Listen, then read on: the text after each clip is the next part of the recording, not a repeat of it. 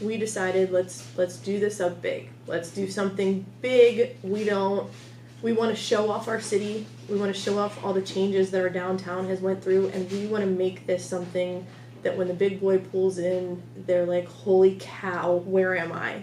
And we want them to know that they were in Struthers, Ohio. People from all over came.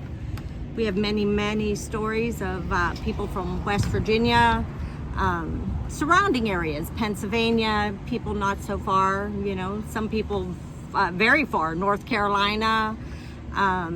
We met a lot of people from all over the place. They were kind, they were courteous. I didn't believe a train can bring so many people together. 20,000 people came to Struthers, Ohio to see Big Boy. In a city with a population of just over 10,000, that is remarkable. But what made this whistle stop different wasn't the locomotive. It was what the community chose to do with the opportunity. My name is Mark Magana, and this is Railroad Economics. Today we are going to meet the mayor of Struthers, Ohio, and explore how this city decided to turn a 30-minute train stop into a single-day event and a huge economic opportunity for local business owners. Hi, my name is Kat Strickland-Miller, and I'm the mayor for the City of Struthers. We will come right back to the mayor in just a second, but I think it's important to give you a quick little background on this region. Located in the Mahoning Valley, just south of Youngstown, Ohio, Struthers sits in what is now known as the Rust Belt. Once a center of American manufacturing, the region has spent much of the past half century adapting to the decline of the steel industry. Today, signs of renewal can be found throughout the city. Downtown is home to a growing collection of locally owned restaurants and businesses. Some industry continues to provide jobs throughout the area. But one constant has remained for more than 160 years. Since 1865, the same year the Civil War came to an end, railroads have passed through Struthers. The Baltimore and Ohio, the Pittsburgh and Lake Erie, the New York Central, and others all helped to shape the city's identity. During the height of America's industrial era, the rail lines through Struthers carried steel, coal, automobiles, and countless other products. And these were literally some of the busiest freight corridors in the nation. For generations, the railroad wasn't simply part of Struthers' history. It was a big part of the economy. Today, the railroad tracks still remain, but the trains are far fewer than they once were. But for a single day, July 12th, 2026, thanks to the Union Pacific and some smart decisions by local government, a railroad once again carried an economic boom into Struthers. When did you first find out Big Boy was coming? Did Union Pacific reach out, or did you guys just hear that through the regular news? Sure, so we got, there was a news broadcast, and we knew nothing about it. The next day, our phones started blowing up, hey, the big boy's coming, and we said, what do you mean the big boy's coming? What is the big boy? So we researched, and we found out that the Union Pacific was going to make a stop with the big boy here in Struthers. Completely unaware, we scheduled a department head meeting so we can immediately start planning for this because we were reading reports of how big the crowds can actually get. A few days later, Norfolk Southern representative showed up here at City Hall, so we were able to discuss things with him, and he told us to expect between 4,000 and 5,000 people. So our police chief, our safety service director, our office is here. We decided let's do this up big. Let's do something big. We want to show off our city. We want to show off all the changes that our downtown has went through, and we want to make this something that when the big boy pulls in, they're like, holy cow, where am I? and we want them to know that they were in Struthers, Ohio. So the planning just kind of started from then. I don't want to say we have a mantra here in the city, but we always say, why not? Why can't we do it here? Why can't things happen? So when, especially our police chief or our employees or somebody brings something to the table and says, hey, can we do this? 10 out of 10 times we're like, yeah, why not? Why can't we do this? What's the reason this can't happen in Struthers? So things just started snowballing in, and our main concern was safety and security. And we felt like we had a really good plan because the logistics downtown are, as you know, are a little crazy, but it all kind of worked out. And it all worked out because of the partnerships we have in the city, not just with our people, but with our schools, our Struthers Roar, our police department, our street department, our fire and EMTs. They were the stars of the show.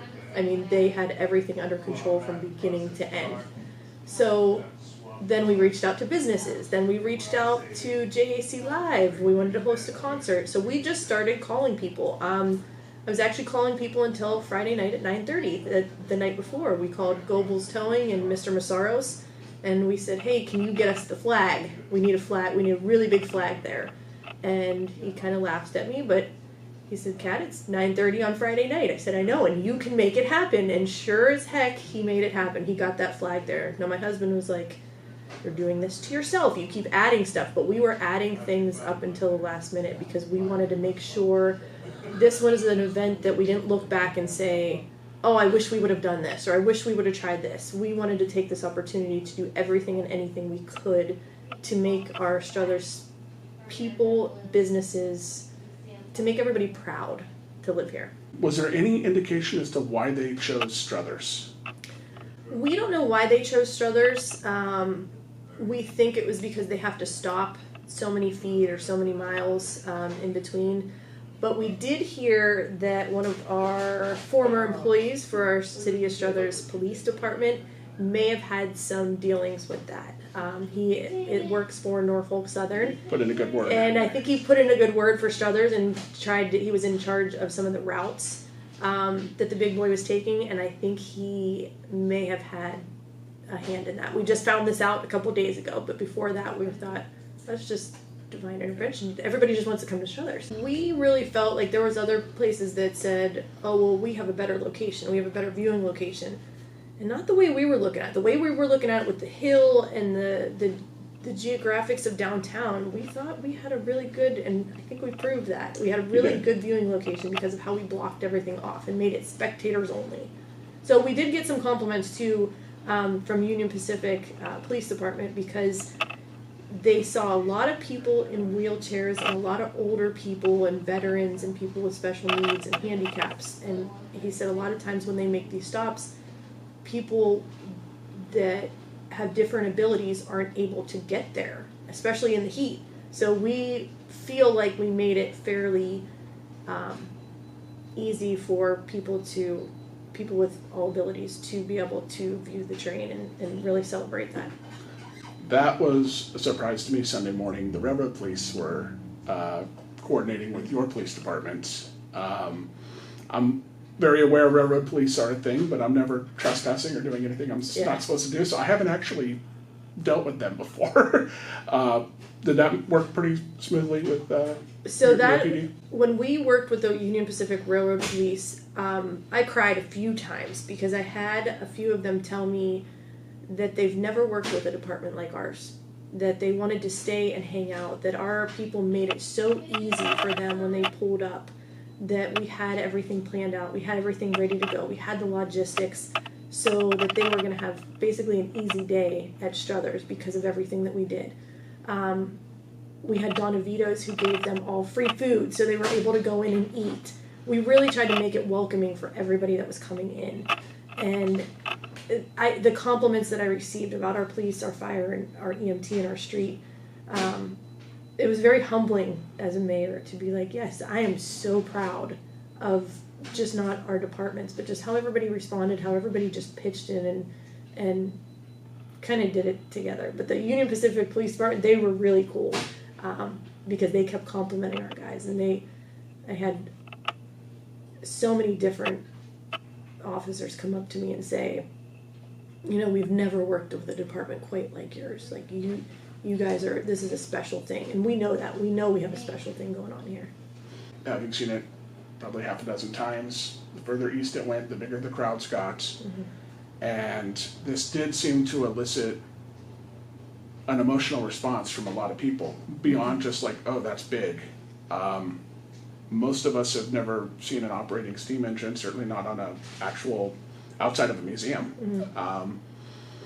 Do you have any sense of what that is? Because in a weird sort of way, this was almost a uniting thing. I saw this in lots of different communities, and not all communities I thought would appreciate something like this. Mm-hmm. What's going on? And in the beginning, I was like, it's a train. We see trains come through here all the time, I'm going to be honest. Okay. And the more he educated, the more we learned about this. It's hard to explain to somebody that's never seen it and never been around it, because they're probably just like, oh, it's a train. But I can tell you, standing on the roof of Donna Vito's with my family, my 2 boys and my husband, and that train pulling up, and just the feeling and hearing the whistle and seeing the steam, and it was such an adrenaline rush for me personally, and I know it was for a lot of other people that I spoke to. Looking at the crowd, hearing them cheer when they changed the PA flag to the Ohio flag, listening to Candace Campana sing the national anthem as it pulled up. I'm getting chills. Just the patriotic feeling in sometimes a world that we feel is so messed up at times, to have that sense of unity and that sense of pride and of our history, and it was overwhelming. It was so overwhelming, but for me it was like an adrenaline rush. I understood at that moment what everybody was trying to teach me and what they were educating us on, and why it was so special that they made a stop in Struthers. So it was breathtaking, we'll say. There's been a lot of different numbers thrown out as far as attendance. Yes. You were expecting 4,000 or 5,000. I thought it might be a bit higher than that, but I wasn't expecting it to be over 10. Some have said as many as 20. Mm-hmm. I know it's impossible to have an exact number, but do you have we're a week out. Do you guys have a clear picture of how many people actually came in? Yes. So we had about 8 drones up in the air. And when we got the numbers back from the drones, some of them were a little over 20,000, some of them were a little under 20,000. Our fire department drone clocked in at 19,500. Wow. But that's not including everybody that was in Caslo or everybody that was in Bobseen Way. So that was just the main point there. And Struthers' population, if I'm not mistaken, is about 10? A little over 10, okay. Like 10,100. So we're trying to repopulate, but we're so getting there. You doubled the population for yes. Yeah. Yeah. And then we also had Nick Cretion and his team and the Western Reserve Port Authority. They have a Placer AI where they can use cell phone data to track how many people were there, and that data is incredible to look at. So I think they average a little over 16,000 cell phones at that high point, but that's not including any older people or any kids that don't have cell phones. So we feel comfortable saying around 20,000 just based off the data we're collecting. Now, standing on the roof looking, I would have probably said anywhere between 10 and 15,000. And then when we get the numbers back, we're like, okay, there's a lot more than we even thought. We have a really good Facebook following, and I've been watching all the TikToks and all of that with our police chief, and he'll say, look at this, and one of the stops they made, Union Pacific, gave a shout out and said, look, we got all this pizza. And I texted my police chief and I said, oh, pizza, that's it? So we started putting together swag bags. I was going to ask you about that, please. So the swag bags kind of took off. It was really cool to see. We opened it up to the businesses who were involved downtown and said, hey, if you have any swag, if you have any pens, shirts, anything, we want to give all of the engineers a whole bag to say, look at all the stuff we got from Struthers. So then Thursday night, the night before, Chief Roddy said, hey, why don't you open it up, put it on Facebook, see how much stuff we get. people were dropping off stuff left and right. 2 bags full of swag from this area. So not just Struthers, but Youngstown area. So we had like Heather Solly from the Scrappers. She's a Struthers grad, and she's the manager there, and she dropped all kinds of baseballs. We had cigars. We had a local winemaker make labels for our wine, Mr. November. He donates to everything in the city, so he made wine bottles with the Union Pacific Big Boy. We had 3D from McNally's. We had so much stuff in that swag bag. So we haven't heard anything about it yet. We had to give everything to Officer Patty because they couldn't put it right on the trains, and I know he was supposed to give everything to them that night or when their next stop is. So we're hoping they appreciated all of that because a lot of community members pitched in for the swag bags. I don't know if anybody's shared this with you yet, but I would imagine Don Vito's, some of your other local restaurants, this was probably their busiest day maybe ever. But we got reports from our businesses up on Youngstown Poland Road at how packed they were all day. So we had Bellaria, I know, was packed, Rips. So the ripple effect of having everybody downtown spread throughout our entire city. Do you feel like people left with a different impression of Struthers than they might have had 2 weeks ago? Absolutely. I feel like a lot of people left here knowing more about Struthers and what our people are like and what our police, our fire, our street, and really having a sense of family and a sense of community pride and knowing that, look, little Struthers can pull something like this off. But we had a lot of proud people, not just from Struthers, but from surrounding areas that were very happy to see something so good happen to the city. Pam over at Hot Diggity Dog mentioned they met people from West Virginia that came up. I know people came from Western PA, but not just Newcastle and Hermitage, from much further into Pennsylvania. Was that your sense? This was a draw for a couple hours out? I think we had people from all over. The furthest that I've heard, we had somebody from Alaska fly in to the Cleveland airport and want to come to Struthers because we were hosting an event. So it wasn't just a stop, park, get out, look at the train, go on. They actually flew from Alaska to be here. That's the furthest one that we've heard of, but our vendors and everybody were talking about how many people they met from other places. So for them to come from all over just to see little old Struthers, like that's huge for us. And we had a lot of people say, oh, we're going to come back and we're going to eat at Salo. We're going to come back and we're going to go to Don Vito's. The economic development end of it, to bring people here and show them what we have and try to entice them to come be a part of what's going on, is huge. Apologies for that clicking sound in the portion of the video with the mayor. Apparently my camera needs to be serviced or something. It is something with the autofocus, and unfortunately that sound was picking up during the interview, and I apologize to everyone for that. I did ask if this were ever to come about again, if Union Pacific came back out with one of their other steam engines, with 844 or another railroad, what was this worth the effort? And it was just a resounding yes.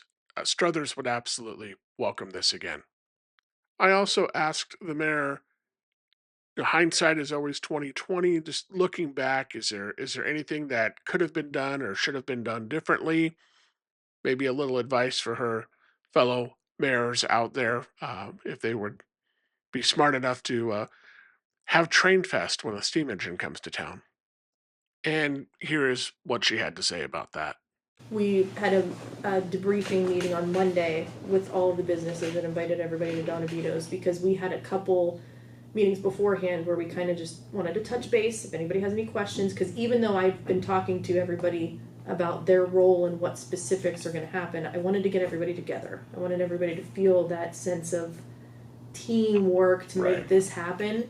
And we had a meeting a couple of days before at Don Vito's, and it was kind of like a whoa team, like kind of one of those. Yeah. So we had one after on Monday, just to basically so I can thank everybody, because if one thing doesn't happen or one thing goes wrong, the whole thing becomes a disaster. And we had none of that. Everybody was just so on board. I think everybody wanted it to go good. Everybody wanted that sense of patriotism and teamwork and historical significance, I guess, if you will. But it's definitely started the wheels turning for doing something next year downtown. So while we won't have the big boy, everybody has all kind of ideas now. And like I said, we're the city of why not? Why can't it happen here in Struthers? So we're gonna take a lot of suggestions and see what we can piece together. But we definitely plan on doing something next year. I really appreciated the mayor's time, and I decided to go back to Struthers the next day, and I talked to Pam, owner of Hot Diggity Dog. They are located in downtown Struthers, and her hot dog stand has a great little lunch crowd, and they have breakfast sandwiches. I was really pleasantly surprised. I had a kielbasa sandwich. Fantastic. Right, I'm Pam Luceni. I'm the owner of Hot Diggity Dog Eatery. Here to talk about the big boy experience. I think it was awesome, a good experience for Struthers, Ohio. I think Kat and Roddy brought a party to downtown for sure.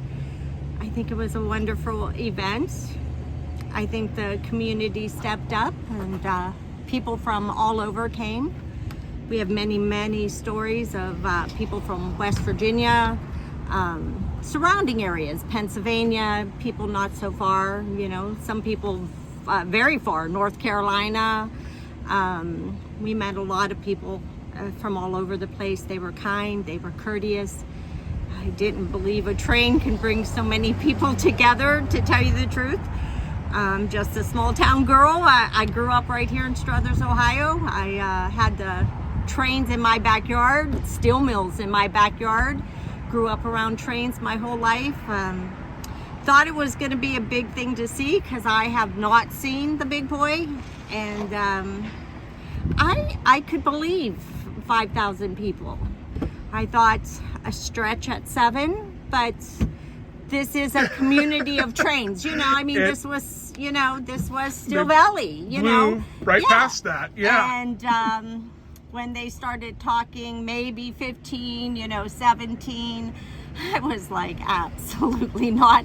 And where are we going to put these people? Right. And then they started afterwards. I seen the crowd, and I felt the crowd. We had beautiful lines and people talking from where they were from, and everybody in great moods and sitting everywhere and finding shade and. Good sales day? It was a good sales day. Yeah, I imagine. It was an awesome sales day. And people were, though, patient and happy to be here. It was hot, but nobody was grouchy. I mean, everybody came to see what they thought they were going to see. They were amazed by it. They were happy to be here. They were amazed with what was here. Like, they were happy to have food and drinks and the comfort of more than what they expected. I'm sure more than what they expected. And I also think, this is a community of food. This is, Youngstown, Ohio, Struthers, Ohio. I mean, come on, we bring food to a whole different level. You do. We do. We most, certainly do. So they got a taste of a whole bunch of things, and I think everybody was really, really happy. It was good for the community. It showed, what we could do right here in a little town of Struthers, Ohio. But the whole thing is we're a little town with a huge heart. I mean, we took 20,000 people, stuck them in a small area, and they were happy. They ate, they drank, they seen a train, they listened to music, for hours, and people even stayed after the train. that was a big question mark for me, because I know they were hoping some people would stick around. Yes. And it sounds like they certainly did, and just made a day of it. They made a day of it. I was here where I parked at Sila's parking lot. I mean, we had lines all the way up until about 3 o'clock. And I know they were hoping people would stay until like 4. But I was across from the bands, you know, I could see, and people were sitting and listening to the band at 4 o'clock. And I was still, you know, I stay open always until closing to make sure that, you know, our police eat, or EMTs, you know, our service people make sure that they eat or get drinks at the end of the day. And there was still people wandering around, you know, so I think it was very successful. Very successful. You mentioned yesterday, I think some people still kind of came back a couple days afterwards. I am still getting people even now that come for breakfast because, you know, we're right on the border. Yeah. You know, so 7 miles out, it's PA, not even that far really, but they're saying they're about 7 miles out. But so I'm getting Newcastle, I'm getting some Hermitage, they come for breakfast. They wanted to see what the whole menu was because we weren't doing the whole menu. You know, I have Italian dogs and, you know, the Frankenbeaner Wiener, God have mercy.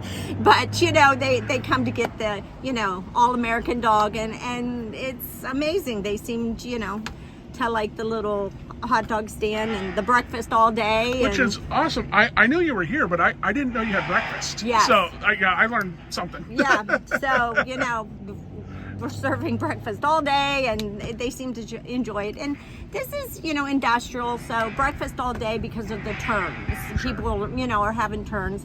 People want hot dogs at, you know, 9 a.m. and chili cheese fries because It's they're lunchtime. leaving and it's lunchtime for them, you know.